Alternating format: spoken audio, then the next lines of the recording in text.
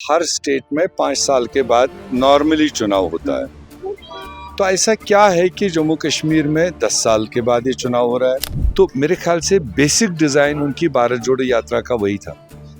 मैं कैसे उन दबे कुचले लोगों की आवाज़ बन सकूं जो बोल नहीं पा रहे, जिनको बोलने का इजाज़त नहीं है। हम ही लोग वो हैं जिनको मोदी मिलिटेंट की नज़र में देखता है। आपने हमें इंसान की नज़र से देखने की कोशिश की, तो हम भी दुगना इंसानियत वाला रोल प्ले कर रहे हैं। हमारा एक आदमी पता नहीं 64 या 24 वोटों से आ रहा लोकसभा में, उसने पिटीशन दायर की है रिकाउंटिंग या किसी 2 बूथ पर रिपोलिंग का, जो एक प्रोसीजर है, नहीं किया उसने अभी तक, ना रिकाउंटिंग दिया ना रिपोलिंग दिया। तो what do you mean by that? आप यहाँ वेरीनाग में जाइए, जो हमने टूरिज्म इंफ्रास्ट्रक्चर बनाया था, जो 14 इसी दिसंबर तक बना हुआ था, जूं का तू वहीं है। नुमाइंदा जो आया उसने कहा मैंने इनको हाथ ही नहीं दिया, डिपार्टमेंट्स को कह दिया ये काम आगे नहीं बढ़ाना। Negative thinking.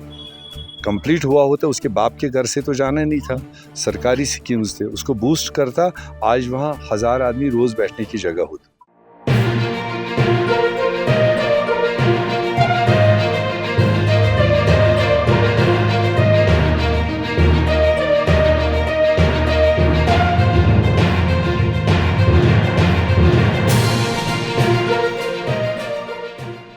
आप जीके टीवी देख रहे हो। मैं हूं नदीम गुलजार। इस वक्त मैं मौजूद हूं डूरू अनंतनाग यानी कि वेरीनाग में, और डूरू की कॉन्स्टिट्यूंसी जो है इसके जो आज उम्मीदवार है जी.ए. मीर, जो कि मिनिस्टर रह चुके हैं, एमएलए रह चुके हैं इस कॉन्स्टिट्यूंसी, आज इंतखाबात में हिस्सा ले रहे हैं। एआईसीसी के जनरल सेक्रेटरी है और झारखंड के इंचार्ज भी रह चुके हैं, और वहाँ पे भी एआईसीसी को इन्होंने काफ़ी कामयाबी लाई, और वहाँ पे भी जो है कोalition गवर्नमेंट अभी फॉर्वर्ड की गई है। लेकिन हमारे साथ अभी मौजूद है मीर साहब आपका खैर मकदम है जीके। शुक्रिया कीमती वक्त देने के लिए। हमें बिल्कुल इस बात का यकीन है कि आपको काफ़ी जो है एंगेज रहते हैं, आप बिजी शेड्यूल है आपका, फिर भी आपने वक्त दिया। सबसे पहले आपका जब 10 साल के बाद, आप ही ने अभी तकरीर में कहा कि 10 साल के बाद लोग जो है जुड़ रहे हैं और असेंबली के इंतखाबात हो रहे हैं, तो कैसा लग रहा है आपको लोगों का, या आप मोटिवेट कर पा रहे हैं, या उनका क्या उम्मीदें है इस असेंबली से? नहीं, मैंने जैसे अभी बताया कि पूरे देश में या कॉन्स्टिट्यूशन के दायरे के तहत हर स्टेट में 5 साल के बाद नॉर्मली चुनाव होता है। तो ऐसा क्या है कि जम्मू कश्मीर में 10 साल के बाद ये चुनाव हो रहा है, ताकि लोगों के समझ में ये है या नहीं है। आपने देखा खुद लोगों ने जवाब दिया, क्योंकि उस बीच में एक तो लोग खुद कह रहे हैं कि 14 में जो वोट दिया है, वादा एक था उस जमात का और किया दूसरा। कहा यह गया था कि जनसंघ भाजपा के जुल्म को रोकना है, लोगों ने यकीन किया और दिया वोट। मेरे को रिजेक्ट किया, उनको वोट दिया, अच्छी बात है। मगर उसके बाद मैंडेट लेने के बाद में जब उनको ऑफर भी की गई सेक्युलर पार्टी से, हम आपको मदद करेंगे, आप सरकार बनाइए, बट उनका जो ऑलरेडी प्री प्लान था चुनाव से पहले, वो उनने करके दिखाए। 100 दिन लगाने के बाद अल्टीमेटली गए बीजेपी के साथ, चाहे तारक जो भी दिया कि उधर मैंडेट इधर मैंडेट, बट सरकार बनाने से मतलब था जिस लफ्ज पर उनने जिस वादे पर लिया था उस वादे पर कायम रहने की बात। अल्टीमेटली वो उस जमात ने जब भाजपा के साथ उनको भाजपा को फैसिलिटेट किया कि आओ हमारे साथ सरकार बनाओ, उनका तो वो ड्रीम 70 साल से था। कब वो दिन आएगा जब हम जम्मू कश्मीर में सरकार का चेहरा देखें। राहुल गांधी का भारत जोड़ो यात्रा 2 बार उन्होंने प्रोग्राम किया है, जम्मू कश्मीर का भी उनका एक दौरा था यहाँ पे, और अब भी हाल ही में उन्होंने दौरा किया जम्मू। उनका इम्पैक्ट कैसा लगा जम्मू कश्मीर पे आपको?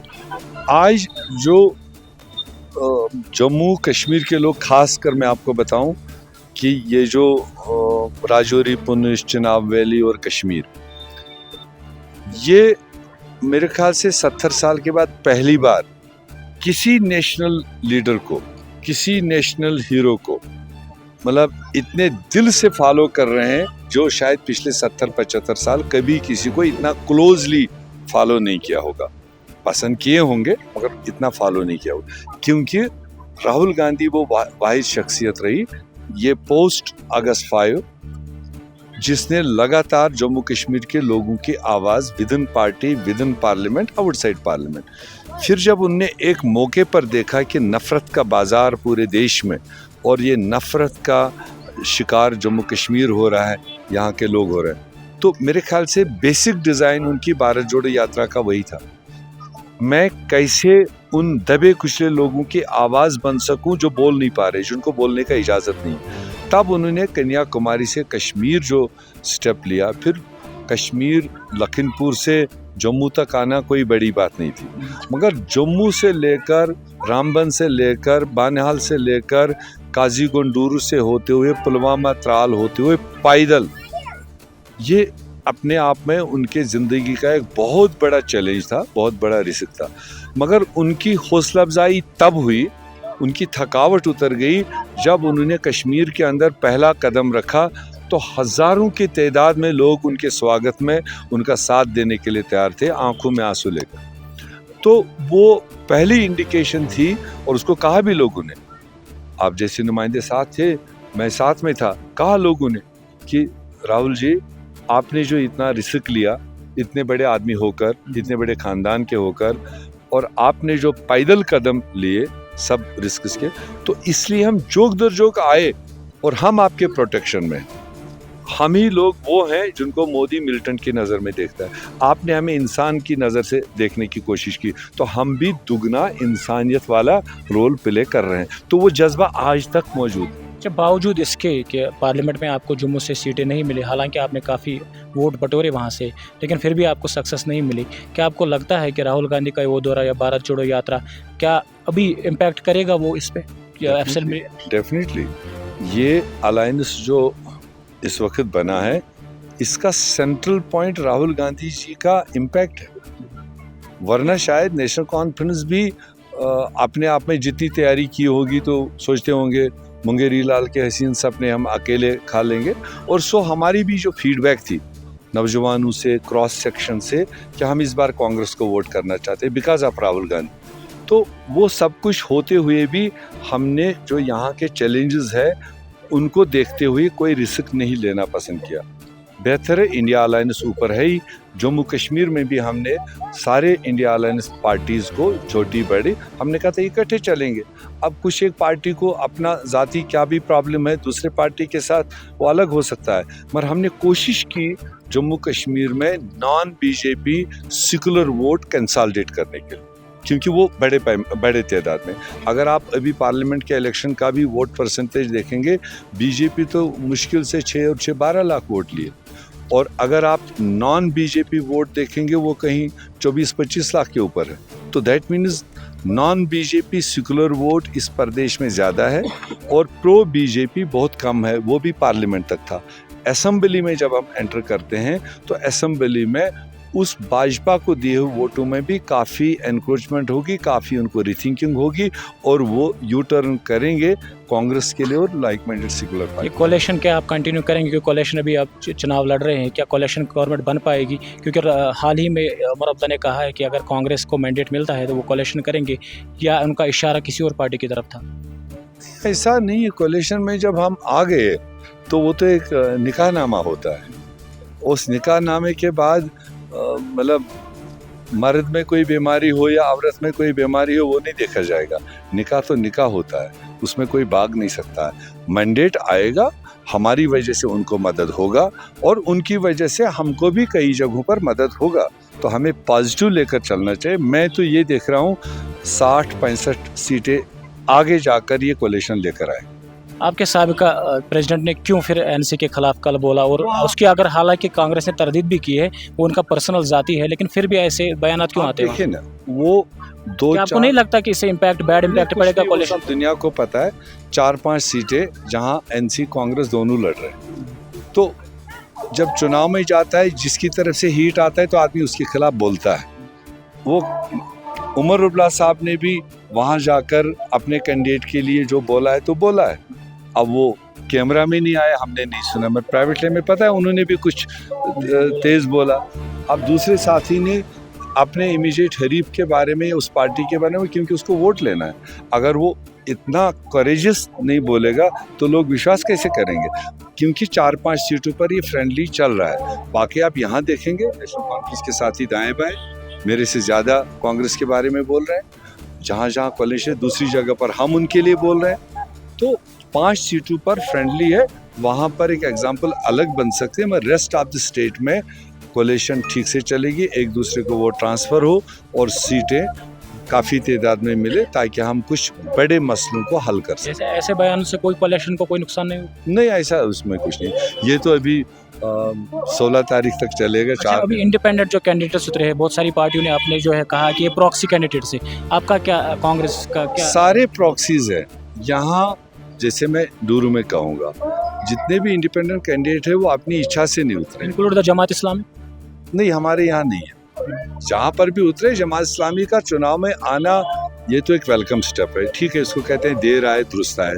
अगर बहुत दिन तक उनके हिसाब से वोट डालना ठीक नहीं था, वोट में हिस्सा लेना ठीक नहीं था, अब अगर समझ आया तो मेरे ख्याल से जमहूरी रास्ता इख्तियार करना वो तो एक वेलकम स्टेप है। अच्छा, कॉन्स्टिट्यूंसी के हवाले से आपकी क्या प्रायोरिटी रहेगी जब आप, अगर आप फॉर्मेट कर पाएंगे गवर्नमेंट? क्योंकि बहुत सारे सालों से जो है ना लोग डिस्कनेक्टेड है पॉलिटिकल पार्टीज से भी और डेवलपमेंट के लिहाज से भी। यहाँ हमने डिस्कनेक्ट नहीं होने दिया। वो तो वहाँ डिस्कनेक्ट है जहाँ आदमी या जीता तो रंग महल में गया, हारा तो बिस्तर में गया। हम तो जीतने के बाद भी इन्हीं के बीच में रहे, हारने के बाद भी 10 साल से यहीं बैठे। प्रायोरिटी क्या रहेगी? प्रायोरिटी है यहाँ पर अनएम्प्लॉयमेंट का मेन इशू है। उसके लिए चूंकि एम्प्लॉयमेंट सरकार इतनी दे नहीं पाएगी, हमें कुछ बड़े हैंड्स को यूज़ करके यहाँ कुछ ऐसा मतलब तरीका इख्तियार करना पड़ेगा ताकि यहाँ के गरीब। भाजपा कह रहे 5 लाख जॉब देंगे। वो कहाँ से बाप से लाए? भी 1 लाख तो 10 साल से पड़ा हुआ है, ऐसे हवाई मारे। 1 लाख वैकेंसीज हमारे अपने स्टेट में अभी तक अनफुलफिल्ड है, तो वो नहीं भर पाए। वो चोर दरवाजे से स्कैंडल्स उसमें हुए, स्कैम्स हुए, तो इसलिए 1 लाख वैकेंसीज तो हम लोग भरेंगे ही, मगर हमें थोड़ा कुछ ना कुछ इन फार फ्लंग एरियाज़ में कुछ न कुछ ऐसा प्राइवेटाइजेशन का काम लेना होगा जिससे लोगों को रोजगार। कि प्रायोरिटी आपकी बेरोजगारी भी है। Just top priority. अच्छा, जो आपके यहाँ पे इर्द गिर्द ये आपका कॉन्स्टिट्यूंसी है, यहाँ के लोगों के से हमने जब बात की, उनका कहना है कि मीर साहब एमएलए रह चुके हैं, ये टूरिज्म मिनिस्टर रह चुके हैं, लेकिन समहाउ जो ये निगलेक्ट हो गया टूरिज्म मैप के हवाले से, या यहाँ पे गंडोले का प्रोजेक्ट था वो भी नहीं बन पाया। क्या आने वाले दिनों में इस तरह के कोई अच्छी बात है, लोगों को ये सेंस डेवलप हुआ, वरना जब मैं एमएलए बना तब यहाँ कोई बोलने वाला नहीं था। जान बच जाए तो बड़ी बात है।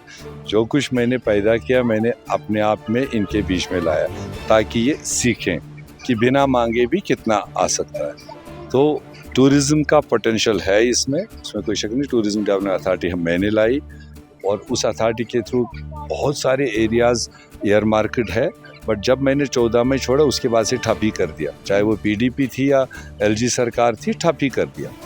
गांडोला प्रोजेक्ट भी मैंने टूरिज्म टाइम में लाया, सैंक्शन हुआ, इसका एस्टेब्लिशमेंट बना हुआ यहाँ पर।